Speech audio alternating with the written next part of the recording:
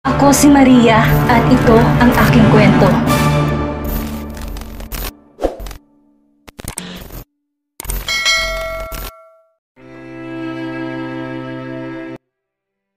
Hindi sapat ang pagpumiglas ni Kara kahit may sakit si Daniel ay higit pa ritong mas malakas at nagawa siyang maidiin sa sofa.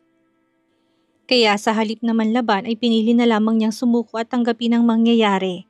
Ang mukha niyang nasa ibang direksyon ay pilit nitong pinapaharap. Ngayon mo ipakita sa akin ang ngiti mong gaya na nasa picture. Anito, kahit nahihirapan ay pilit iniiwas ni Kara ang mukha para hindi makita ang galit nitong ekspresyon. Ngunit hindi talaga siya hinahayaan.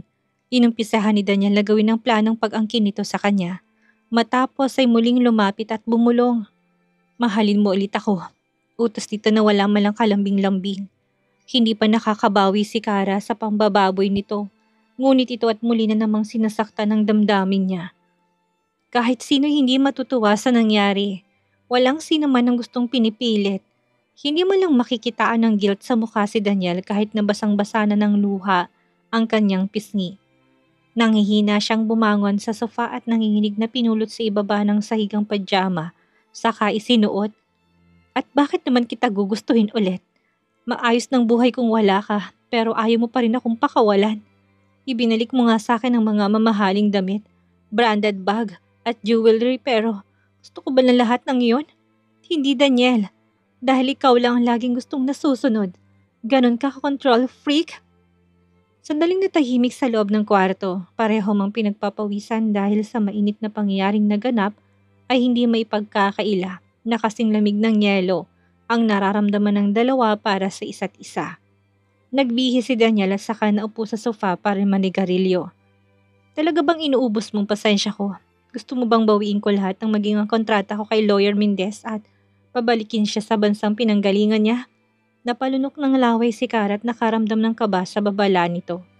Sa oras na totohanin ni Daniel ang sinabi ay baka tuluyan ng hindi makalabas sa kulungan ang kapatid.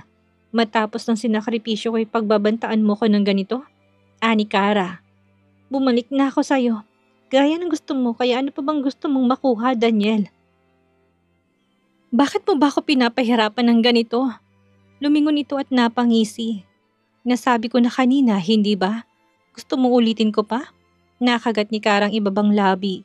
Kahit pilitin na hindi na niya magagawa pang mahalin si Daniel gaya ng dati. Hinding-hindi na. Nang gabing iyon kahit na masama ang loob ay nasikaso pa rin ni Karang may sakit na asawa. Ngunit halata sa ekspresyon nitong hindi na-appreciate ang ginawa niya na kahit magkatabi sila sa kama ay ramdam ni Kara na ilag ito't ayaw magdikit sa kanya. Magkaganon man ay nakatulog pa rin na kahit papano siya ng maayos. Pagkagising ay wala na sa kanyang tabi si Daniel at maririnig mula sa labas ang ugong ng sasakyan kaya nagtungo siya sa balcony. Hindi pa sumisikat ang araw pero nasa labas ng asawa at naghahandang umalis. Kunot noon niyang pinagmasdan si Daniel na naninigarilyo sa tabi ng kotse. Hindi naglaon ni napansin siya nito at nagangat ng tingin mula sa balcony. Nagtama ang kanilang mga mata at walang nagtangkang bumitaw. Inasahang hindi pa rin magiging maganda ang pakikitungo nito dahil sa naganap na pagtatalo kagabi. Ngunit nabigla si Kara nang umiti itong may halong emosyon at lambing. Mula naman sa entrance ng bahay ay naglakad si Eunice kasabay ang driver na dala ang luggage ni Daniel at nilagay sa likod ng kotse. Nang makita iyon ay saka lang niya napagtanto na may pupuntahang business trip ang asawa. Ilang sandali pa ay tumunog ang cellphone na nasa side table. Kinuha naman ni Kara at sinagot ang tawag mula kay Eunice. Sorry sa istorbo, ma'am, pero pwede ko po bang makuha ang gamot ni Sir Daniel? Yes, of course. Paglingon ni Kara sa sofa kung saan naiwan ang mga gamot ay bigla siyang nataranta. Ako na lang palang magdadala dyan. Biglang bawi niyang tugon matapos ay mabilis lumapit sa sofa para kumpirmahin ang nakikita ng mata. Nakakahiyang may naiwan pang katas si Daniel. Kailangang maburang naiwang bahid bago pa may pumasok na ibang tao. Mabilis ang linis lang na munang ginawa niya. Yung maalis ang mansyang dumikit siya kakinuhang gamot. Pagkababa ay nasa loob na ng kotse si Daniel. Lumipat siya para iabot ang gamot habang pinapaalalahanan kung anong oras iinumin. Tahimik naman tong nakikinig at pagkatapos ay saka nagsalita. Hindi mo ba tatanungin kung saan ako magpupunta? Kung ilang days akong mawawala? Mag-iingat ka. And Eunice, pakitingnan si Daniel at hindi na siya ganong magaling. Baling sa sekretarya, kumunot ang noo ni Daniel at hindi nagustuhan ng tila pambabaliwala sa kanya ng asawa. Hindi nagtagal ay umalis ng mga to at hinatid na lamang ng tanaw ni Kara ang papalayong sasakyan.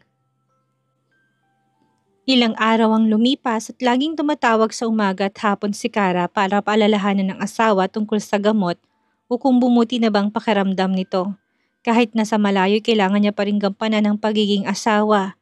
Bago matulog ay muli niyang tatawagan si Daniel, ngunit nagtaka siya nang hindi boses itong narinig sa kabilang linya. Hello? Sorry pero nasa shower pa kasi si Daniel. Sadang babae sa kabilang linya. Nasisiguro ni Kara na hindi si Eunice ang kausap niya, ngunit hindi na rin siya nagtangkang magtanong dahil gano'n naman talagang mga lalaki. Normal lang sa mga itong may nakakasamang ibang babae habang nasa malayong lugar. Ganun ba? Pakisabi sa kanya na inumin pa rin ang gamot at huwag magpapakapagod. Thank you. Samantala, sa kabilang dakoy napansin naman ni Eunice na pinakialaman ng artistang si Samantha.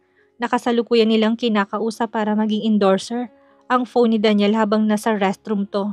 Sa takot na baka siya ang pagalitan sa oras na malaman na may nangialam, sa gamit ni kaagad niyang kinuha ang phone. Nang tignan ng screen napansin niyang kaka-end lang ng tawag mula kay Kara. Sakto namang nakabalik na si Daniel at binawi ang phone at nakitang tumawag ang asawa. Tumawag si Kara. Anong sinabi mo? Pinaliwanag naman ni Eunice ang nangyari at sinabing si Samantha mismong sumagot sa tawag ni Kara. Kaya nabaling ang tingin ni Daniel sa aktres. Ang ngiting makikita sa mukha ni Samantha ay naglaho nang makitang lamig ng pagtitig nito. Ang pag-asa niyang magkaroon ng koneksyon sa kilalang businessman ay naglaho. Magkaganon man, hindi siya nawala ng kumpiyansa. May binili siyang inumin mo na gamot at huwag masyadong magpagod. At nakuha pang laro-laruin ang buhok. Mas lalong dumilim ang tingin ni Daniel dahil halatang halata niya na may iba itong intensyon. Eunice, pakibago yun nasa kontrata. Babaan mo yung amount ng endorsement fee. Utos ni Daniel. Napakurap-kurap naman ng mata si Samantha. Hindi makapaniwala sa narinig. Lumapit naman na nakangiting si Eunice at muling kinausap ang aktres para pag-usapan ang pagbabago sa kontrata. Muntik pang ang masabi ang buti nga sa'yo. Pero nagawa namang makapagpigil ni Eunice. Sa sumunod na araw ay inanunsyo ng Romualdez Company ang bago nilang endorser na si Samantha. Nagkaroon ng celebration na ginanap sa Bulacan.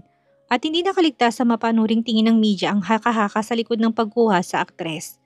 Hindi na bago sa industriya ang kwento-kwentong nagkaroon ng relasyon na magkabilang panig lalo pat nagsimula si Samantha bilang isang sexy star.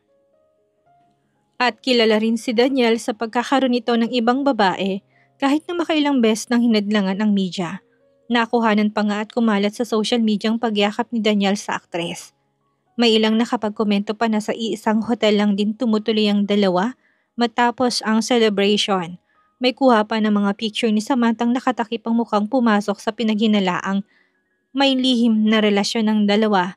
Lahat ng balitang kumakalat ay hindi nakaligtas kay Kara, ngunit wala siyang pakialam kung ano man ang ginagawa o kalokohan ni Daniel.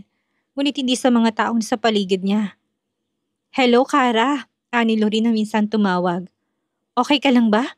Ang mga lalaki niya talaga, pare-pareho lang silang lahat at dapat putulan ng madala. Huwag kang magpa-apekto sa mga nababasa at nakikita mong balita, okay? Concern nitong wika. Kasalukuyan nagpa-practice si Kara ng violin na may oras na yon. Isang malungkot na musika, ngunit nang marinig ang sinabi ng kaibigan ay natawa siyang bigla. Hindi naman ako affected. Wala naman ako nararamdaman para sa kanya. Mabuti naman, basta kung kailangan mo na kausap, one call away lang ako. Anito sa katinapos ng tawag. Bumalik naman sa pagpapractice si Kara ng 1.5 oras pa bago magpa siyang maligo para makapagpahinga. Habang nag-a-apply ng lotion sa katawan ay nilingon niya ang newspaper na binigay kanina ng katulong kung saan ang nasa front page ay si Daniel na yakap ang aktres sa bewang. Nakangiting nakunan si Samantha at masasabi ni Kara na napakaganda nito. Ayaw niya mang mag-espekula pero hindi malabong magustuhan to ni Daniel. Kaya sigurong aktres ang sumagot ng tawag niya at hindi ang asawa dahil malalim ng relasyon ng dalawa. Matapos ay hindi na muling tumawag kay Daniel dahil baka isipin itong gusto niya ng explanation. Ayaw na niyang abalahin to sa mga bagay na obvious ng mga nakikipagsaya kay Samantha sa hotel. Kung siya pa sigurong dating karay, baka umiiyak na siya ngayon dahil sa skandal. Buti na lang at natauhan na siya. Habang si Brenda ay hindi matanggap ang nangyayari, kulang na lang punitin ang masasayang mukha ni Samantang nakaimprenta sa newspaper. "Ma, may iba na si Daniel!" Iyak niya sa ina. Pinakalma naman ni Lorna ang anak ngunit tayo pa rin tumigil at maging siya'y gusto na rin ang kasagutan sa kumakalat na balita. Kaya tinawagan nila si Daniel maging si Eunice ngunit hindi sumasagot ang mga to. Huling solusyong naisip ay si Cara, kaya nagtungo sila sa subdivision. Dali-dali namang pinaalam ng katulong na nasa tapat ng gate ang taksing sinakyan ng mag-ina. Anong ginagawa nila dito? Sino nagpapasok sa kanila sa subdivision? Ani Cara nakagigising lang. Hindi ko rin po sigurado, ma'am. Napabuntong hininga siya at naalalang unang pagpunta ni Brenda sa subdivision. Maaring pinapasok ang to sa kadahilan ng may relasyon to kay Daniel.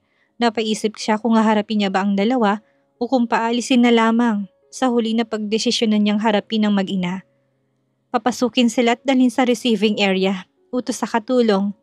Sigurado po kayo, ma'am. Tumango si Cara. Girlfriend siya ni Daniel kaya hindi ko pwedeng baliwalain. Umalis naman ang katulong para gawin ang utos. Matapos ay mabilisan siyang naghilamos sa kasipilyo at nagbihis para kahit na papaano ay magmukhang presentable sa harap ng bisita. Pagbaba ay dumiretso siya sa receiving area kung saan nakapag-serve ng katulong ng mainom at light breakfast para sa mag-ina. Samantalang si Brenda hindi naman inaasahan ang kalmadong itsura ni Cara. Halatang hindi apektado sa nangyayaring skandalo tungkol kay Daniel. Wala kang idea sa nangyayari ngayon? Aniya, naupo na muna si Cara sa kasinagot ang tanong nito. What do you mean? About ba kay Daniel at sa actress? Of course I know. I'm the wife. Kung ganun, bakit parang baliwala lang sa'yo? Wala kang ginagawa kahit nakitang-kitang inaagaw ng artistang yun si Daniel. Mula sa inumin na umangat ang tingin ni Cara, tinitigan to ng diretso sa mga mata. Why would I? Kahit ano pang gawin ni Daniel ay babalik at babalik pa rin siya sa akin dahil akong asawa. Natatakot ka bang mapalitan, Brenda? Na mapunta sa ibang babaeng atensyon ni Daniel? Hindi, gusto ko lang. Brenda, hindi ako tanga para hindi malaman kung anong pakay mo sa pagpunta mo dito. Kung natatakot kang iwan ni Daniel ay bakit hindi mo siya tawagan at tanungin? Tuluyang hindi nakapagsalita si Brenda, maging si Lorna hindi na rin alam ang gagawin. Dahil sa oras na magkatotoo ang binitawang salita ni Cara, ay paano na lamang ang pamilya nila? Bakit hindi tayo magtulungan para maialis sa landas ang artistang to? Ani Lorna. Nagtaas ng kilay si Cara. Hindi ko kayo matutulungan dito. Wala akong mapapala sa pagtulong sa inyo. Kung wala na kayong sasabihin, ay pwede na kayong umalis. Ngunit hindi natinag si Brenda na mabilis nilapitan si Cara at nagmakaawang umiiyak. Hindi nagtagal ay natigilan sila na makarinig ng papalapit na ugong ng sasakyan. Mula sa labas ay humahangos na pumasok ang katulong. Ma'am, bumalik na po si Sir. Agad kinabahan si Brenda at Lorna. Hindi dapat sila makita ni Daniel. Samantalang pagkahinto ng sasakyan ay sinalubong na katulong si Daniel at ipinaalam na nasa loob ang mag-ina. Natigilan siya at kaagad na pumasok sa loob. Naabutan si Cara na kalmadong nakaupo kaharap sina Brenda at Lorna. Hindi itong iniisip niyang makikita mula kay Cara. Hindi dapat ito kalmado sa nangyayaring iskandalo tungkol sa kanya. Pinapamukha talagang wala itong pakialam, kaya lumapit pa siya ng husto at binaliwala si Brenda. Kailangan nating mag-usap, Cara. Aniya sa mahinahon at malambing na boses. Parang tinutusok naman ang puso ni Brenda nang marinig ang sinabi ni Daniel. Ni minsan hindi siya tinawag ng ganun ng lalaking minamahal. Nagtagal ang tingin ni Cara sa asawa sa kakalmadong napangiti. Sure, hihintayin kita sa itaas. Pinigilan siya ni Daniel sa braso sabay hila kaya nagkalapit ang kanilang katawan. Dahil doon ay bahagyang tumama ang mukha niya sa dibdib nito. Nakabawi naman siya agad at umatras at hindi kinakalimutang may ibang tao sa paligid. Hindi dapat siyang hinaharap ni Daniel kung hindi si Brenda na sumadya pa rito dahil sa kumakalat na issue. At mas lalo pang lumayo ng mapuna ang masamang tingin ni Brenda. Tinalikuran niya ang tatlo at eleganting naglakad palayo. Nagmula si Cara sa mayamang angkan at itinuring na prinsesa ng pamilya kaya dapat niyang ipamukha kay Brenda na magkaiba ang estado nila sa buhay na kahit pa ito ang pinapaboran lagi ng asawa. Nang maiwan ng tatlo ay hindi na napigil pa si Daniel. Galitong humarap sa mag-ina. Nakaramdaman na makaagad ng kaba si Brenda nang mapuna ang madilim na ekspresyon nito. Nagsimulang manginig ang kamay niya pero pilit pa rin nilalabanan ng kaba. Daniel, nagpunta kami dito kasi nag-aalala kami kay Kara. Nautal niyang paliwanag na agad namang sinigundahan ni Lorna. Tama, nandito kami para damayan si Kara dahil sa hindi na magawang tapusin at baka may masabi pang ikakasama ng sitwasyon nila ngayon. Umismit si Daniel at saka naupo sa pwesto ng asawa. Kinuha niyang tasa saka ininom ang malamig na kape. Kasing lamig ng pakikitungo niya sa dalawa. Tumahimik ang paligid, walang gustong magsalita kahit na maraming gustong sabihin si Brenda. Natatakot siyang magkamali at magalit na naman si Daniel. Na-intimidate siya kahit na nakaupo lang ito at umiinom ng kape. Hindi nagtagalay nilapag ni Daniel ang hawak na tasa at inangat ang tingin. Nagpunta kayo dito dahil nag-aalala kayo kay Kara? At kailan ko pa na kinailangan ng asawa kong concern ninyo? In good terms na ba kayo? Ani ang halata ang sarkasmo. Parehong natigagal ang mag-ina, ngunit sadyang malakas talagang loob ni Brenda at nakuha pang magsalita sa kabila na kabang nararamdaman. Galit ka ba, Daniel? Promise, hindi na namin ito uulitin ni Mama. Pinapangako ko rin na hindi namin guguluhin si Kara kahit na kailan. Kaya huwag ka nang mainis sa akin, please. Kahit para na lamang sa nagawa kong kabutihan sa'yo nung nasa ospital ka at comatose. Walang emosyong tumitig si Daniel na maging sapat binti nitong makailang beses na naoperahan. Ngunit hindi pa rin makikitaan ng pag-asang makalakad. Saka napabuntong hininga at tinawag ang atensyon na katulong. Pakisabihan ng driver na ihanda ang sasakyan at kailangang maihatid pabalik si Brenda sa ospital. Sabihan rin yung guard na nagbabantay sa entrance ng subdivision na ayokong maulit ang ganitong pangyayari. Tumaliman naman ang kaagad ang katulong sa utos saka umalis. Habang si Brenda ay naluluha na sa malamig na pagtrato nito, ngunit nagtiis na lamang kaysa tuluyan siyang baliwalain. Matapos ay tumayo si Daniel at may pahabol pang babala sa dalawa. Brenda, huli na ito. Huwag mong sagarin ang pasensya ko. Saka tuluyang umakyat ng hagdan. Nanginig ang labi ni Brenda at impit na lumuha. Pinipigilang may kumawalang hikbi. Pagpasok ni Daniel sa kwarto ay nakita niyang nasa sofa ang cake. Nagbabasa at may slice ng cake sa harap. Napapansing good mood ito kaya lumapit siya at tumabi. Matapos ay tumikim ng konti sa cake na kinakain ni Kara. Pagkatapos hindi na napigilang magsalita. Wala ka ba talagang pakialam kahit na may ibang babaeng sumagot ng tawag mo at nakuha pang pagbilinan? Bakit mo yung sinabi kay Samantha? Naglipat na muna ng pahina si Kara bago inangat ang tingin sa asawa.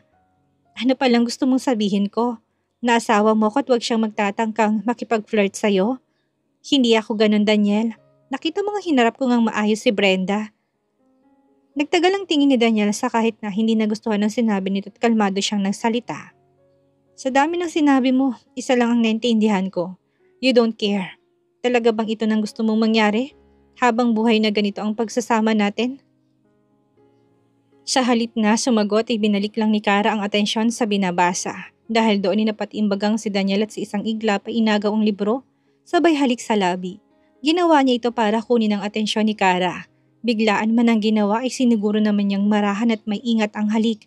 Ngunit sa halip na masayahan sa paraan ng paghalik ay tila tinutusok ng daan-daang karayom ang puso ni Kara. Hinawakan niya ang mukha ng asawa at pinakatitigan ang gwapo nitong mukha. Mahal mo ba ako, Daniel? Makikitaan to ng pagkabigla sa mga mata, ngunit saglit lang at bumalik sa normal ang ekspresyon. 1, 2, 3, hanggang sa hindi na mabilang ni Kara. Ganong katagal na nahimik si Daniel, bigla siyang nagsisi kung bakit pa nagtanong sa obvious na sagot. Minsan hindi nagmahal si Daniel at sa tingin ni Kara ay wala talaga itong kakayahang magmahal. Sinabi mo sa akin na mahalin ulit kita, pero ikaw, Daniel, kaya mo ba? Hindi ba hindi? Maya-maya pa'y muli na namang lumapit ang mukha nito para humalik pero tinulak na niya. Ano ba, Daniel? Ganito bang paraan mo ng affection? Emotion at love? Kiss, hug at talik? Ngunit naging mapilit si Daniel kaya hinayaang kininitong labi niya. Hanggang sa kusa rin itong tumigil nang hindi siya tumugon. Gusto mong mahalin pero ayaw mong magmahal kung yun naman palang gusto mo sa akin at bakit hindi mo nalang hanapin sa ibang babae. Kasi sa totoo lang, Daniel, wala ka nang mapapala sa akin. Pero kung sasabihin mong gusto mo ng talik and no string attached ay baka i-consider ko pa. Inaasahan ni Kara na magagalit o masasaktan man lang ito sa binitawan niyang salita, pero iba ang naging reaksyon ni Daniel. Bigla tong napangisi. Tamang-tama't magaling na ako ngayon, Kara. Pwede na nating guluhin ulit ang kama. Nanginig ang labi niya sa pagtitimpi ng galit. Matapos ng iskandalo nito kay Samantang sinamahan pa ng pagsugod ni Brenda, ay may gana pa itong makipagtalik? Hindi pa ba ito kontento sa mga babaeng nakakasama at talagang siya ang guguluhin? Isipin pa lang na makikipagtalik ito sa ibang babae ay nasusuka na siya. At sa hindi malamang dahilan ay talagang bumaliktad ang sikmura niya. Tumakbo siya sa banyo't doon sumuka. Sumunod naman si Daniel na natili sa hamba ng pinto. Pinagpawisan siya pagkatapos sa talagang nanghina. Nalalambot siyang tumayo at napagmasdan pang sarili sa salamin. Masamang pakiramdam mo, pero okay ka naman kanina. Don't tell me nandidiri ka na mag-aya ako, ani Daniel. Nandidiri ka sa akin? Hindi nagsalita si Kara at inayos lang ang sarili, nagmumug at hilamos, hanggang sa tuluyan tong lumapit at inangat siya paupo sa sink. Kara, kahit ako na sigurong pinakanakakadiring nilalang sa buong mundo. Huwag mong ipapahalata lalo pat nakikita sa mukha mo. Kung hindi mo talaga kaya, pumikit ka na lang at magtiis. Ibinaling ni Kara ang tingin sa ibang direksyon sa huling 6 na salitang binitawan nito. Yun na ang ginawa niya, ang magtiis. Kung hindi lang sana siya nabulag ng pagmamahal para kay Daniel, ay baka hindi ganito kasakit ang nararamdaman niya ngayon. Hanggang kailan kaya magagawang pakisamahan ni Kara si Daniel? Magawa kaya niyang mahalin muli si Daniel, gayong ito ay hindi nito magawa sa kanya? Yan ang ating aalamin sa susunod nating kabanata.